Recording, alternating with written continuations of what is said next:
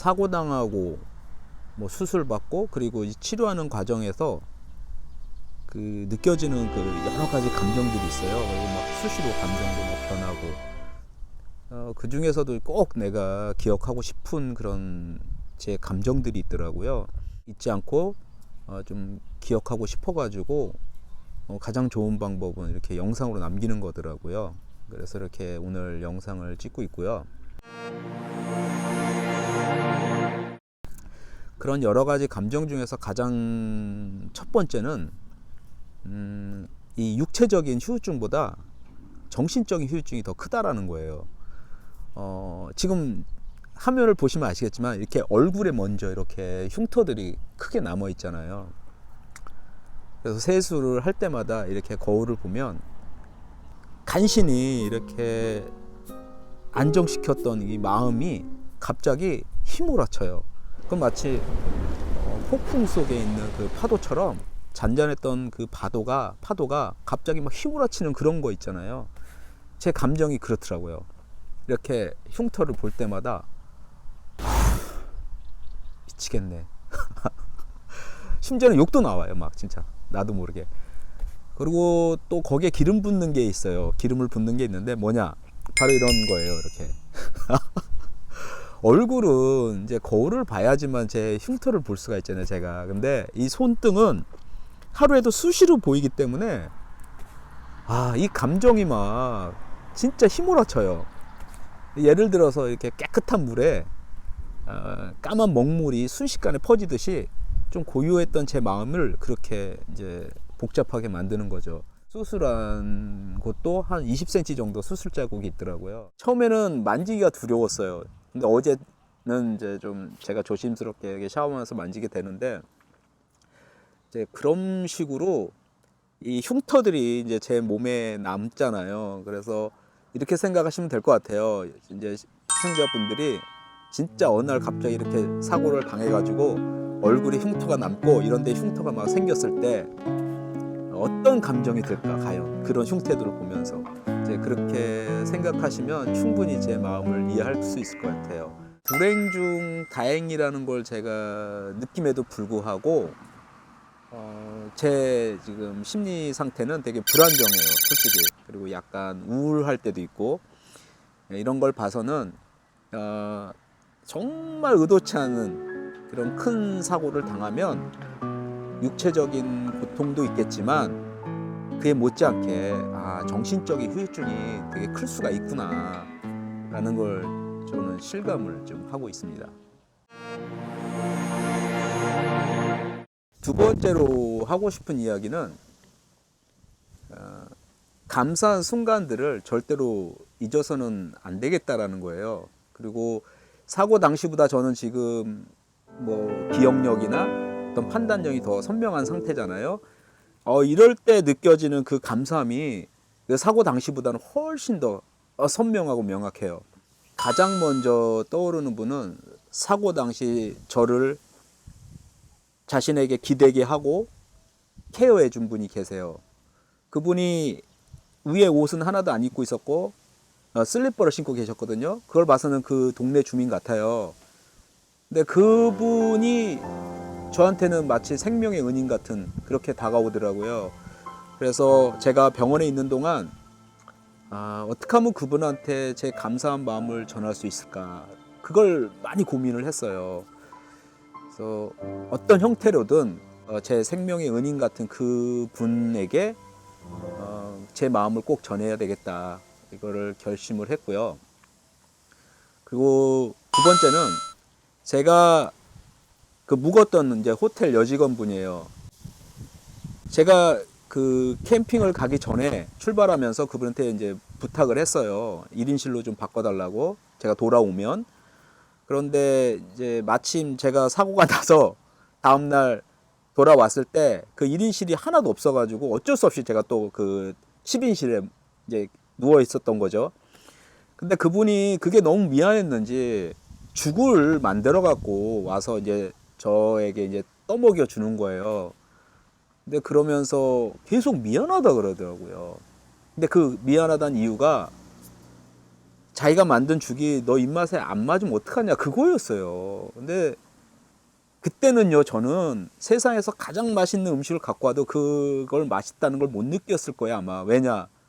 온몸에 통증이 있고요. 정신이, 머리가 계속 윙윙 거리고 있었기 때문에 아무 생각이 없었고요. 정말 뭔가를 판단할 수 있는 능력도 안 됐던 것 같아요. 그런데 그런 와중에 저를 돌보겠다고 이렇게 죽까지 만들어서 계속 떠먹여 주는데 그 아픈 와중에도 그 마음은 느껴지잖아요. 얼마나 감사한 건지, 얼마나 고마운지. 그런데 자신이 만든 죽이 너 입맛에 맞지 않을까 봐 너무 걱정된다고 말을 할 때 제가 노노노노노 막 그랬어요. 그 노노노의 의미는 아니야, 정말 맛있어, 정말 고마워, 그 뜻이었거든요. 그래서 그 친구에 대한 그런 고마운 마음이 병원에 누워 있을 때 또 계속 떠오르니까 저도 모르게 이렇게 또 눈물도 나더라고요. 다음 날 이제 뭐 병원에 CT도 찍어야 되고 엑스레이도 찍어야 되고 경찰서 가서 뭐 조사도 받아야 되는 상황들이 이제 생기더라고요. 그럴 때 그 친구가 직원을 또 저한테 딱 딸려 보냈어요. 병원에서 그리고 경찰서에서 이런 행정적인 절차들 다 이렇게 처리해 줬어요. 그것도 어떤 대가도 바라지 않고 이제 그렇게 옆에서 같이 다니면서 도와준 그 친구도 너무 감사하고요. 제가 이렇게 이제 모든 행정 절차를 끝내고 이제 막탄 세부 공항에 이제 세부 막탄 공항을 갔어요. 그때 택시 기사가 이제 그 카트에다 제 짐을 이렇게 올려주고 이제 그 사람은 떠났어요. 그래서 저는 이제 왼손으로 카트를 이렇게 잡고 간신히 가고 있는데 갑자기 얘가 오는 거예요, 저한테. 정복을 입은 친구가. 그러더니 너 어떻게 이렇게 다쳤냐 하면서 자신이 카트를 다 이렇게 이제 밀어줄 테니까 걱정 마라 이러더라고요. 그래서 제가 뭐 화장실을 가고 할 때도 항상 그 카트를 같이 기다려주고 그랬던 분도 계셨어요. 이제 비행기 보딩 패스 하는 시간이 됐어요. 제가 제주항공을 타고 이제 한국으로 돌아가는데 제주항공 이제 카운터에서 이제 보딩 패스를 하는 순간이에요.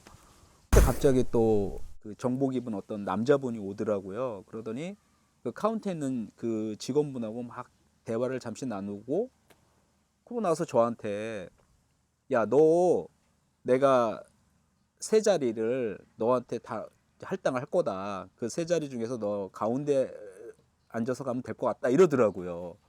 그때는 제가 영어가 짧으니까 처음에는 무슨 말인지 못 알아들었어요. 세 자리? 그냥 좌석 세 개? 그게 무슨 말이지? 갑자기 가운데? 저는 항상 비행기를 끊을 때 그 통로 쪽을 끊거든요. 그 창가는 되게 이렇게 답답하고 화장실 갈 때 불편해서 저는 아예 그냥 통로 쪽을 끊는데 제가 처음에 알아들은 말은 너 중간에로 옮길 거다. 저는 그렇게 알아들은 거여서 왜 나를 중간에 옮기냐. 저는 맨 처음에 그 아픈 와중에 되게 막 고통스러운 와중에 나를 중간으로 자리를 배정한다는 게 너무 나는 그게 미치겠는 거예요. 그래서 왜 나를 중간을 보내려고 하냐. 저는 그렇게 얘기를 했어요. 그랬더니 그 사람이 다시 천천히 얘기를 하더라고요. 그게 아니라 너를 위해서 세 자리를 다 비울 거다. 그리고 너 그 중에서 너가 원하는 제 가운데 앉아서 가면 되지 않겠냐. 이거였어요. 그래서 그때는 너무나 고통스럽고 힘든 상황이기 때문에 그냥 땡큐 이렇게 대답을 했지만 이제 한국에서 수술받고 병원에서 이제 이렇게 있는 동안 그 장면들이 막 생각이 나잖아요. 그런데 그때는 정말 아프고 정신없었기 때문에 그 어떤 영혼이 없는 땡큐였지만 지금 돌이켜서 보면 너무나 감사한 일인 거죠. 그 비행기에 승객이 다 꽉 찼는데 세 자리를 텅 비워놓은 거예요. 저를 위해서. 텅 빈 세 자리에 이제 혼자서 편하게 올 수 있었어요. 다행히. 만약에 또 다른 승객들과 부딪혀서 이렇게 왔다면 제 어깨가 지금 되게 욱신거리는 상태인데 어땠을까. 또 그 생각을 하면 또 정말 감사한 일이구나. 예, 그렇게 와닿는 거죠. 그렇게 해서 이렇게 한국에 이제 도착을 하고요.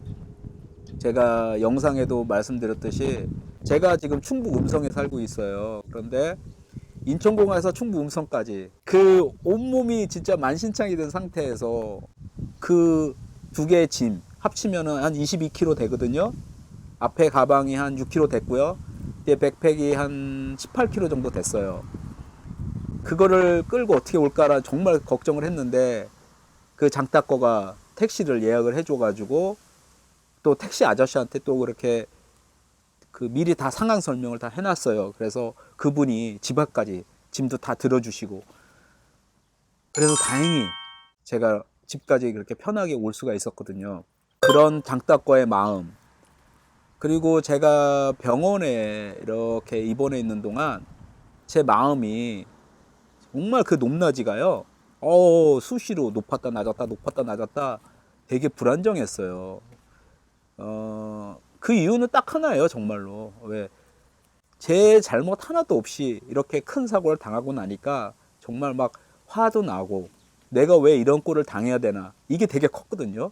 그래도 불행 중 다행이고 더 큰 사고 안 나서 정말 다행인 거다 이렇게 또 위로의 말을 들으면 그래 맞다 다행이다 또 이렇게 했다가도 상처 보면 흉터 보면 막 이렇게 격양되고 근데 그러다 보니까 뭐 친구나 이제 후배들한테 이렇게 전화를 하게 돼요. 그 하소연을 하는 거죠. 군풀이를 하는 거죠.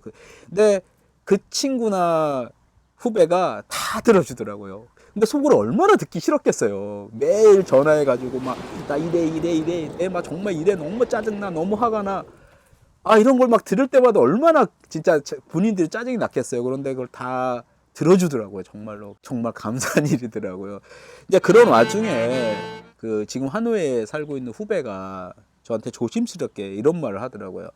형 언제쯤이면 좀 이렇게 다니실 수 있을 것 같아요? 이러더라고요. 그래서 글쎄 병원에서 6주는 뭐 팔 이러고 다녀야 되고 4주는 또 재활 치료해야 된다니까 아마 7월은 돼야 되지 않겠니? 이렇게 제가 얘기를 하니까 형 그러면 그렇게 다닐 수 있을 때 다낭 한번 가세요 이러더라고요. 그래서 저는 좀 순간 짜증이 났어요. 뭔 다낭 갑자기 웬 다낭을 가라 그래? 왜? 그랬어요 제가. 그랬더니 후배가 그게 아니라 형 지금 마음 상태가 별로 안 좋으니까 그냥 여행이라고 생각하지 마시고 요양 간다는 마음으로 그냥 다낭에 한 일주일 가 계시는 건 어떨까요? 이러더라고요. 그래서 제가 그냥 글쎄 하고 그냥 가만히 좀 있으니까 후배가 그래요. 형, 제가 생각을 해보니까 그냥 형은 지금 요양이 필요한 것 같아요. 제가 다낭에 한 일주일 정도 호텔 제가 준비해 놓을 테니까 말씀하세요. 그러면 제가 준비해 놓을게요. 이런 말을 하더라고요. 그때 되게 두 가지 감정이 들더라고요. 하나는 너무 후배한테 미안하다는 거.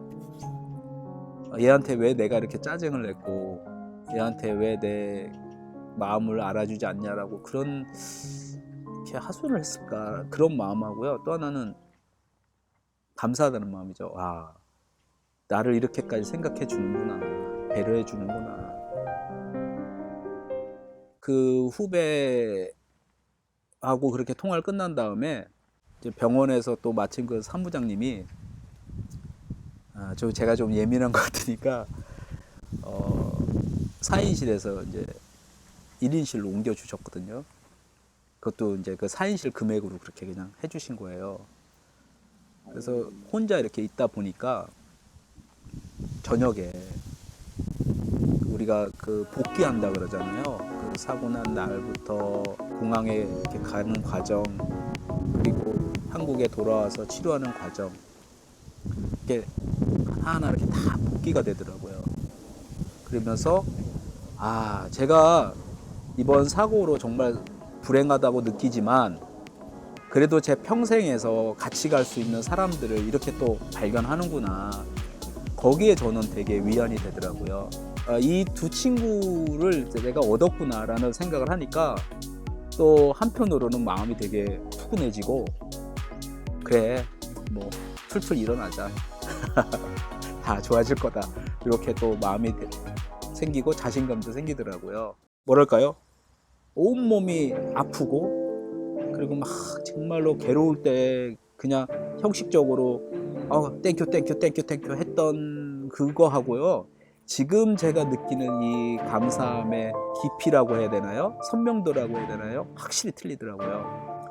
그래서 이 순간들을 꼭 기록으로 남겨야 되겠다 해서 이렇게 이야기를 하고 있습니다. 이제 세 번째는 치료가 다 끝난 다음에 뭘 해야 되지? 라는 거에 대한 고민이에요. 제가 중년이 돼서 처음으로 세계 여행을 하겠다고 했는데 하자마자 이렇게 큰 사고를 당하고 이제 중단된 상태잖아요. 그러다 보니까 솔직히 자신감이 좀 떨어지더라고요. 처음에 시작할 때는 그래 세계 여행 화이팅! 이랬다면 지금은 내가 다시 시작하면 잘할 수 있을까? 이렇게 되는 거죠. 이게 되게 큰 차이더라고요. 그 떨어진 자신감을 다시 채우고 30-40%의 그 부정적인 감정을 다 비워내고 싶어요. 이제 그런 거에 대한 이제 또 고민을 많이 하는 거죠. 어떻게 하면 다시 아싸! 이렇게 될까? 진심으로 그런 마음이 될까에 대한 고민을 또 하게 돼요. 근데 그 중에 가장 좋은 방법은 우리 시청자 여러분들의 정말 응원 같아요. 그리고 여러분들이 좋은 그런 아이디어를 저한테 또 주시면 그게 저한테는 큰 힘이 되고 위로가 되고 이 중년 아저씨가 세계여행을 다시 용기를 갖고 시작할 수 있는 힘이 될 것 같습니다. 시청자 여러분, 저에게 많은 응원 주시고요. 또 좋은 아이디어 부탁드리겠습니다.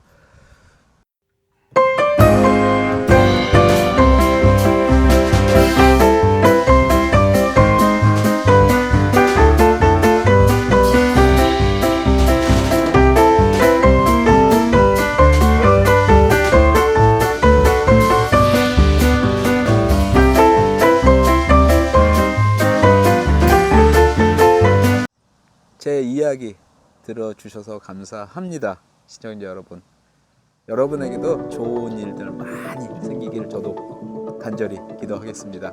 그럼 오늘 이야기는 여기서 마무리하겠습니다. 끝!